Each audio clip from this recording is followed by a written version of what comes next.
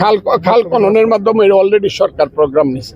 আপনারা নিশ্চিত থাকেন ভাটি এলাকাতে সর্বোচ্চ কাজ হবে। পাহাড়ি এলাকাতে চট্টগ্রাম, পার্বত্য চট্টগ্রামে 3টা এমপি এলাকা, এটাকে নিয়ে একটা পার্বত্য চট্টগ্রাম মন্ত্রণালয় আছে।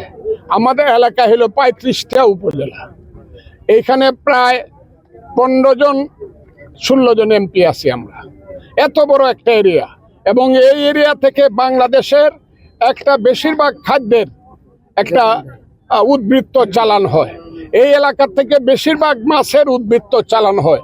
কাজে নদী খনন হলে এখানে মাছ থাকতে পারবে, এবং নতুনভাবে আমরা এখানে মাছ এবার ছাড়বো।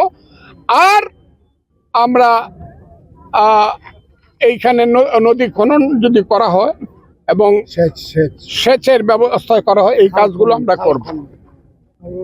খাল খননের মাধ্যমে অলরেডি সরকার প্রোগ্রাম নিচ্ছে।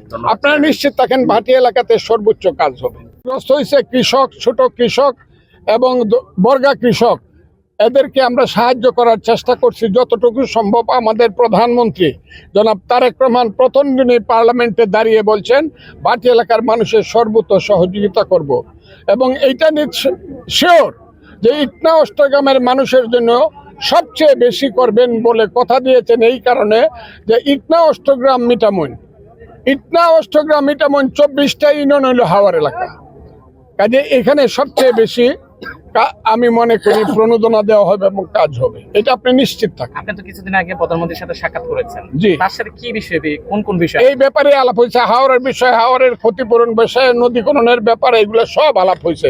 হাওরের যে শেড, আমার ধারণা 5 থেকে 7টা করে শেড হবে, ওই যে ঠাটা পরে বজ্রপাত, এই ব্যাপারে, এবং মানুষ বিশ্রাম নেওয়ার জন্য এই কাজগুলো হবে।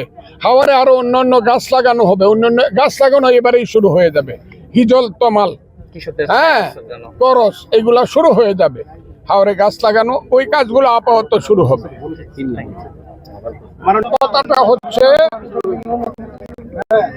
এই যে আমাকে প্রশ্ন করা হয়েছে, হাওর অঞ্চল মন্ত্রণালয়, পার্বত্য চট্টগ্রামের একটা আলাদা মন্ত্রণালয় আছে, এবং আমার ধারণা আমি এটি প্রথম চাইছি যে হাওর অঞ্চলের জন্য একটা আলাদা মন্ত্রণালয় করা হোক। কারণ হাওরের সমস্যা ভিন্ন, বাংলাদেশের অন্যান্য অঞ্চল থেকে হাওরের সমস্যা ভিন্ন।